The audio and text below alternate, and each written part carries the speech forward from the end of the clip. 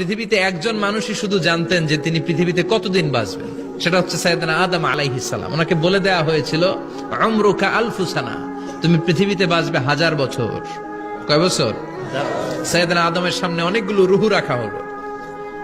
সাইয়েদনা আদম বললেন, এরা কারা? আল্লাহ বললেন, এরা হচ্ছে নাসালুক, তোমার বংশধর, পৃথিবীতে তোমার পর এরা পৃথিবীতে আসবে। সাইয়েদনা আদম বললেন, আল্লাহ ওই যে একটা রুহু দেখা যায়, এটার নাম কি? আল্লাহ বললেন, হাদা ইবনুকা দাউদ, এটা তোমার ছেলে দাউদ, সে দুনিয়াতে নবী হয়ে আসবে, তার ছেলে সুলাইমানও নবী হয়ে আসবে। সাইয়েদনা আদম বললেন, মাবুদ, আমার ছেলে দাউদের কত বছর হায়াত আপনি দিয়েছেন? আল্লাহ বললেন, 40 সানা, মাত্র 40 বছর, 4 ইয়ার্স, 40 বছর তোমার ছেলেটা বাঁচবে। ও আল্লাহ, আমি বাঁচবো কয় বছর? তুমি বাঁচবা 1000 বছর। সুবহানাল্লাহ। সাইয়েদনা আদম বললেন, মাবুদ, এত ফুটফুটে সুন্দর আমার ছেলে দাউদ, মাত্র 40 বছর দিলেন কেন? জিদ মিন উমরিহি, বাড়ায়া দেন। কি করেন? সুপারিশ করতেছে পোলার লাইগা কে? বাবা।